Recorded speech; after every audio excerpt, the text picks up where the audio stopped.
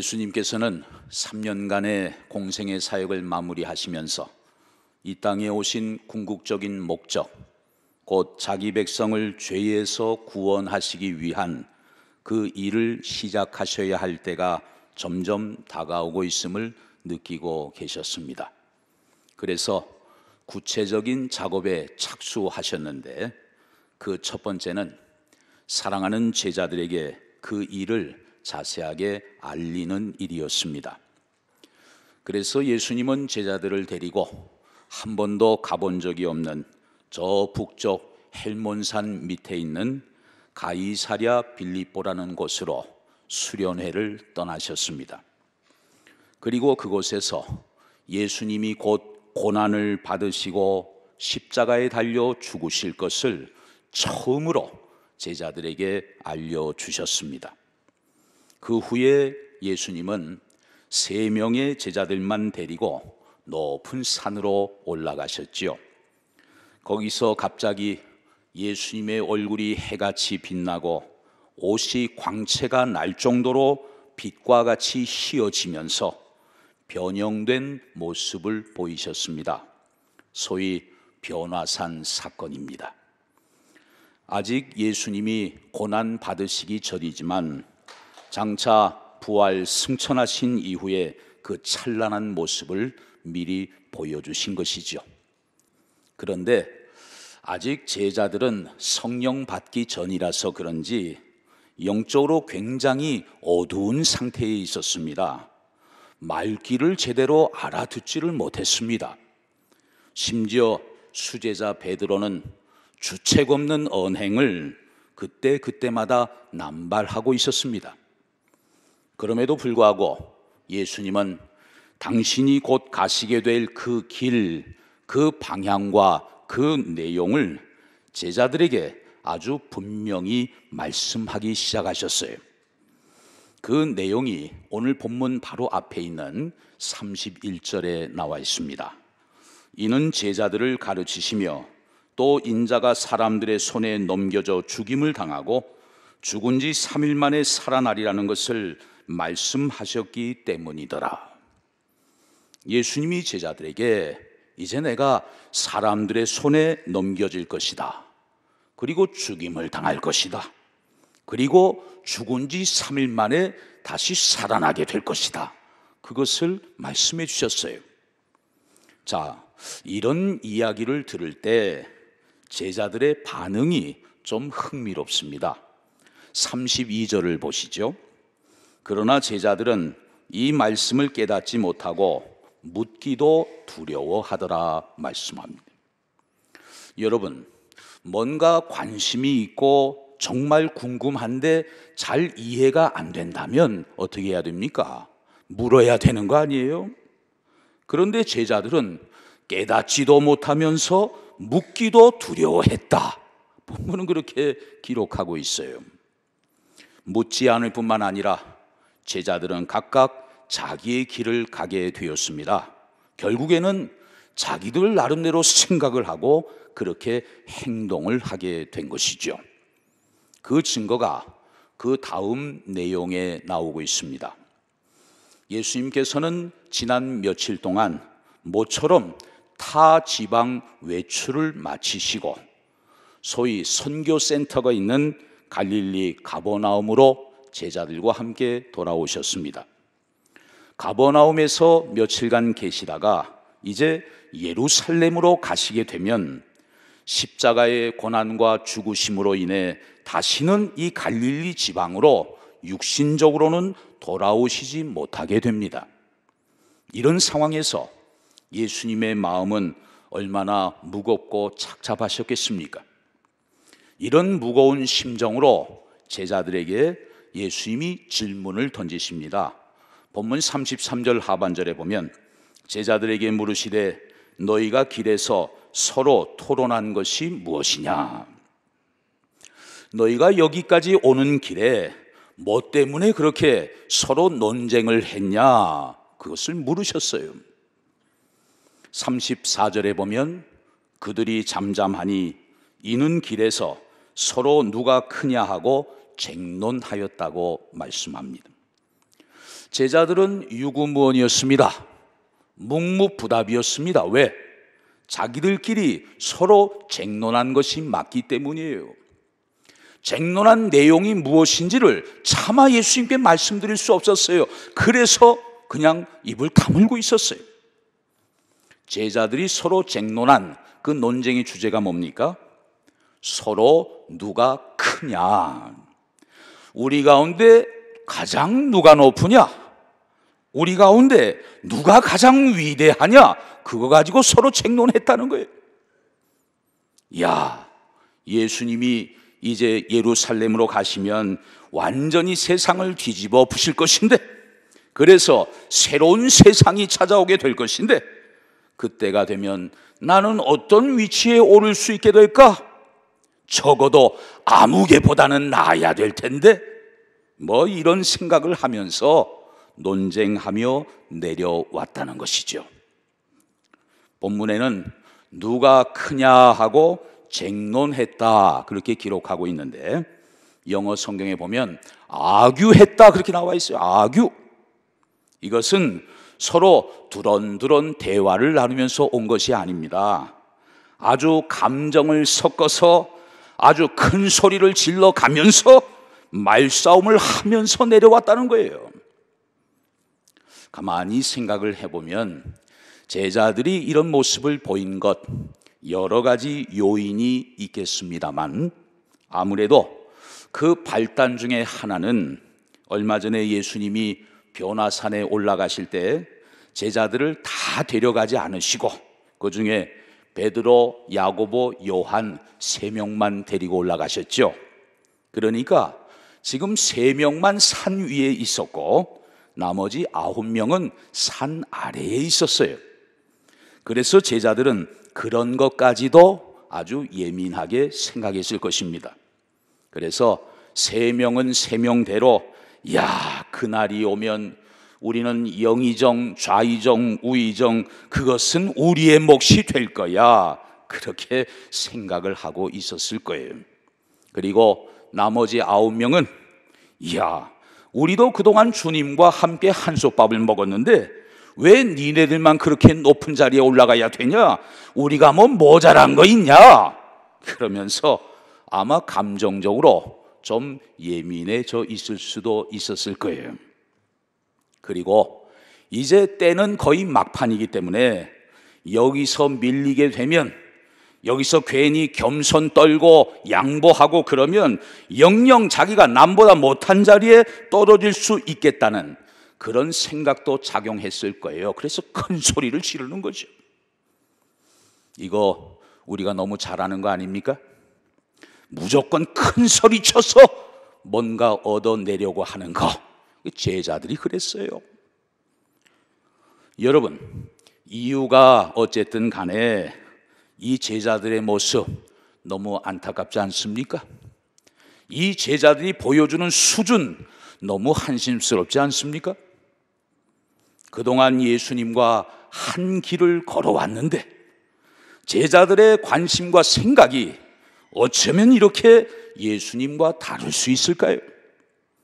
예수님은 지금 고난을 생각하시면서 정말 힘든 마음으로 죽음의 길을 향해 가시는데 제자들은 지금 영광만을 생각하고 있는 것입니다. 예수님은 철없는 제자들의 모습을 보시면서 마음이 참 답답하셨을 거예요. 그래서 저들에게 그런 마음을 고칠 수 있는 하나의 처방전을 내려주십니다. 먼저 제자들에게 이런 말씀을 하십니다.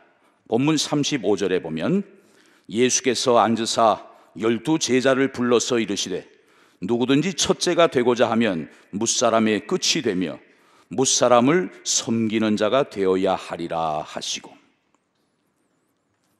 누구든지 첫째가 되고 싶으냐? 그러면 뭇사람의 끝이 되어야 한다. 그리고 뭇사람들을 잘 섬기는 자가 되어야 첫째가 될 수 있다. 이것이 주님의 말씀이에요. 그리고 나서 한 어린 아이를 데려다가 제자들 가운데 세우셨습니다.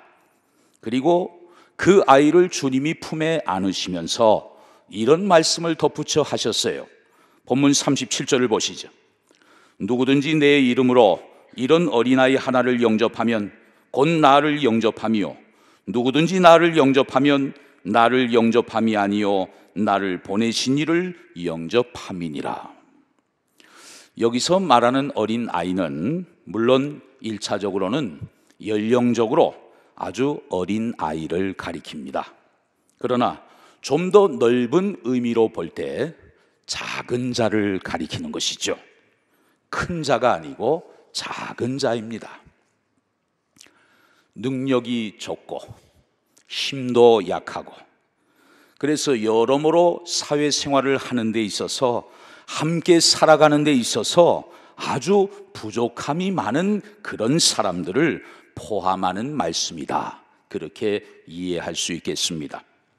그런데 예수님께서 지금 뭐라고 말씀하십니까? 그런 어린 자들을, 그런 연약한 작은 자들을 예수의 이름으로 따뜻하게 환대해 주라는 거예요. 지금 예수님이 제자들에게 가르치고 계시는 교육의 주제가 뭡니까? 진짜 큰 자가 누구냐? 진짜 높은 자가 누구냐? 진짜 위대한 자가 누구냐? 그것을 가르치시면서 어린 아이를 내세우셨어요. 이 어린 자, 이 연약한 자, 이 작은 자를 예수의 이름으로 따뜻하게 영접하고 잘 대우해 주는 자가 바로 큰 자라는 것입니다. 이해가 되시면 아멘 하시기 바랍니다. 그렇다면 왜 어린 자를, 연약하고 작은 자들을 영접하는 것이 진짜 큰 자, 높은 자가 되는 것일까요? 그 이유를 오늘 본문이 자세하게 말씀해 주고 있습니다. 우리 한 번 더 37절 말씀 같이 한번 읽어봅니다. 시작. 누구든지 내 이름으로 이런 어린아이 하나를 영접하면 곧 나를 영접하며 누구든지 나를 영접하면 나를 영접함이 아니요 나를 보내신 이를 영접함이니라. 아멘. 어린아이 하나를, 연약한 자, 작은 자 하나를 예수님의 이름으로 영접하게 되면 그것이 곧 예수님을 영접하는 것이다. 참 놀라운 말씀이에요. 예수님의 이름으로 연약하고 작은 자를 환대해 주었기 때문에 그것이 곧 예수님을 환대한 것으로 예수님이 여겨주시겠다는 말씀이에요. 그런데 예수님은 여기서 한술 더 떠서 말씀하십니다. 37절 하반절에 보면 누구든지 나를 영접하면 나를 영접함이 아니요 나를 보내신 이를 영접함이니라. 여기서 나를 보내신 이는 누굴까요? 하나님이시죠. 성부 하나님이시죠. 그러니까 우리는 단지 예수님을 생각하면서 그냥 어린아이, 작은 자, 연약한 자를 따뜻하게 대우해 준 것밖에는 없습니다. 그런데 예수님은 그것을 마치 당신 자신을 그렇게 대해 준 것으로 여겨주신다는 것이고, 한 걸음 더 나아가서는 성부 하나님을 그렇게 대해 드린 것으로 하늘에서도 여겨주시겠다는 거예요. 우리는 그냥 눈에 보이는 연약한 사람 하나 따뜻하게 대접해 준 것뿐입니다. 그런데 예수님도, 하늘의 하나님도, 성령님도 그것을 당신에게 해주신 것으로 그냥 말로만이 아니라 실제적으로 그렇게 여겨주시겠다는 말씀입니다. 할렐루야.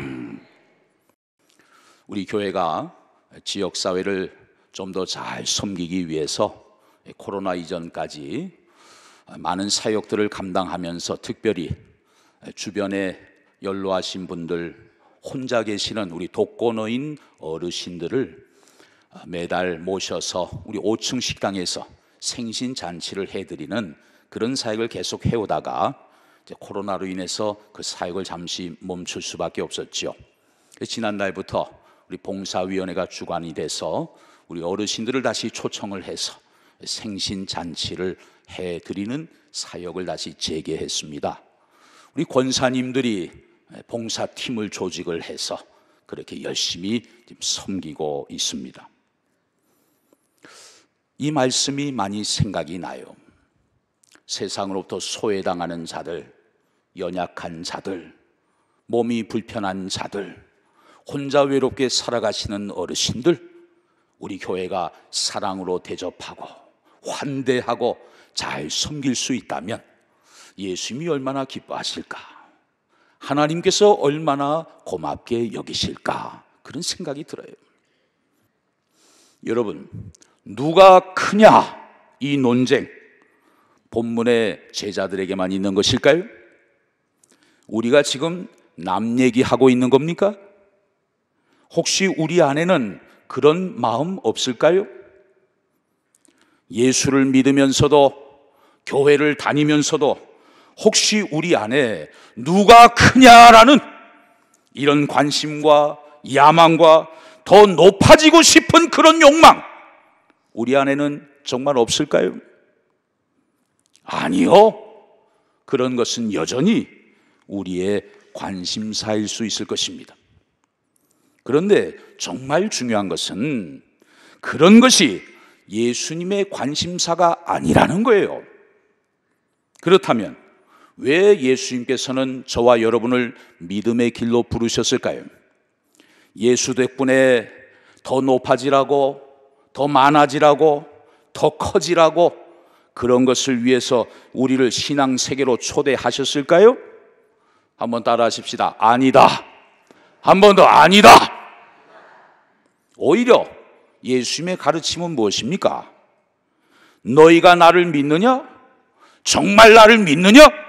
그렇다면 지금 있는 위치에서 더 낮아져야 된다. 더 많이 베풀어야 된다. 더 많이 나누어야 된다. 더 많이 섬겨야 된다. 예수님의 관심은 바로 여기에 있습니다. 여러분, 여기서 우리는 한 가지 중요한 사실을 기억해야 합니다. 누가 크냐, 이 주제는 원래 사탄의 관심사였다는 사실이에요. 누구의 관심사였다고요? 사탄의 관심사였어요. 처음부터 사탄은 여기에 관심이 아주 많았습니다. 구약성경 이사야서와 에스겔서를 읽어보면 사탄은 원래 사탄으로 지음받은 피조물이 아니죠.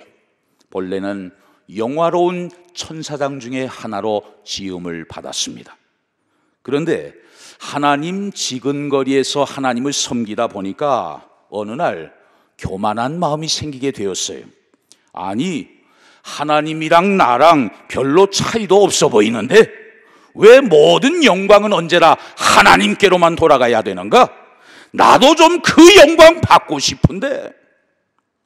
그래서 어느 날 지극히 높으신 창조주 하나님과 은근히 견주고 싶은 마음이 그 속에 쏙 들어온 거예요. 그래서 이런 교만한 말을 내뱉었습니다. 이사야 14장 12절에서 14절에 보면 너 아침의 아들 계명성이여 어찌 그리 하늘에서 떨어졌으며 너 열국을 높은 자여 어찌 그리 땅에 찍혔는고 네가 네 마음에 이르기를 내가 하늘에 올라 하나님의 뭇별 위에 내 자리를 높이리라. 내가 북극 지폐의 산 위에 앉으리라. 가장 높은 구름에 올라가 지극히 높은 이와 같아지리라 하는도다. 처음에는 정말 지혜롭고 아름답고 영화로운 존재로 지음을 받았습니다. 그런데 그 마음속에 은근히 높아지고 싶은 마음이 생겼습니다. 심지어 가장 높은 구름에 올라가서 지극히 높으신 분, 바로 하나님과 같아지고 싶은 그런 악하고 교만한 마음이 들어오게 된 거예요. 피조물로서 누가 크냐, 누가 높으냐, 누가 더 위대하냐, 이 생각의 원조가 바로 사탄이었던 것입니다. 과연 그 결과가 어떻게 됐을까요? 에스겔 28장 16절 하반절부터 17절에 보면 그러므로 내가 너를 더럽게 여겨 하나님의 산에서 쫓아냈고 불타는 돌들 사이에서 멸하였도다. 네가 아름다움으로 마음이 교만하였으며 네가 영화로움으로 네 지혜를 더럽혔으며 내가 너를 땅에 던져 왕들 앞에 두어 그들의 구경거리가 되게 하였도다. 하나님처럼 높아지고 싶어 했던 그 천사장이 어떻게 됐습니까? 높아졌습니까? 하나님처럼 됐습니까? 아니에요. 그 앞에서 쫓겨나 버리고 말았어요. 갖고 있던 영화로운 지위마저 다 상실해버리고 멸망하는 그런 비참한 존재가 되고 말았던 것입니다. 여러분 기억하십시오. 하나님 앞에서 스스로 높아지려고 하고 스스로 더 커지려고 애쓰는 자마다 하나님이 낮추신다는 사실을 말입니다. 하나님께서 강제로 낮추십니다. 누가복음 14장 11절에 보면 무릇 자기를 높이는 자는 낮아지고 자기를 낮추는 자는 높아지리라. 이게 바로 하나님 나라에 흐르고 있는 불변의 법칙 아니겠습니까? 여러분, 우리 주변을 돌아보면 정말 작은 자들, 연약한 자들이 많이 있습니다. 어린 아이들이 있고요, 또 몸이 불편한 장애인들이 있습니다. 또 홀로 외롭게 살고 계시는 독거노인 어르신들도 많이 계십니다. 그리고 생활이 어려운 차상위 계층 극빈자들도 많이 계세요. 그런데 중요한 것은 이런 연약한 자들, 작은 자들을 우리가 주의 이름으로 영접하고 환대할 때 그냥 그것으로 끝나는 게 아니라는 거예요. 예수님께서 말씀하십니다. 너희가 그렇게 하는 것이 곧 나를 환대하는 것이다. 그리고 거기서 끝나는 줄 알았는데 오늘 주님은 놀라운 말씀을 하십니다. 나뿐만이 아니라 나를 보내신 하나님을 환대하는 것이다. 오늘 이 시대에 우리 주변에 있는 작은 자들을 돌아보고 그들을 우리가 따뜻하게 환영하며 영접할 때 결국 주님을 기쁘시게 하고 또 하나님의 기쁨이 되는 것이죠. 그럴 때 하나님께서 가만히 계시겠습니까? 반드시 그런 자들을 하나님이 높여 주실 것입니다. 이것이야말로 진정한 축복 아니겠습니까? 그러므로 하나님 나라에 흐르고 있는 진짜 축복의 비밀번호가 바로 오늘 본문 말씀 속에 있어요. 사람들이 이것만 바르게 깨달을 수 있다면 정말 예수 그리스도 안에 있는 그 풍성한 축복을 누리면서 하루하루 행복한 삶을 살아갈 수 있게 될 것입니다. 사랑하는 성도 여러분, 우리는 지금 복된 사순절 절기를 지내고 있습니다. 사순절에 우리의 관심과 질문은 과연 어디에 두어야 할까요? 이제 우리는 나에게 무엇이 유익한가? 이런 질문보다는 무엇이 주님에게 기쁨이 되는가? 이런 질문을 하면서 거기에 관심을 두고 살아가야 합니다. 그래야만 누가 크냐? 누가 더 높으냐? 누가 더 위대하냐? 이 무서운 사탄적인 유혹과 올무에서 우리가 벗어날 수가 있어요. 사순절 네 번째 주일을 맞이하면서 우리 모두 주님과 한 길을 걸어갈 뿐만 아니라 주님과 같은 곳을 바라보고 주님과 같은 생각을 하고 주님이 기뻐하시는 것을 같이 기뻐하고 주님이 슬퍼하는 것을 같이 마음 아파할 수 있는 진정한 예수님의 참된 제자들로 거듭날 수 있게 되시기를 주의 이름으로 간절히 축원합니다.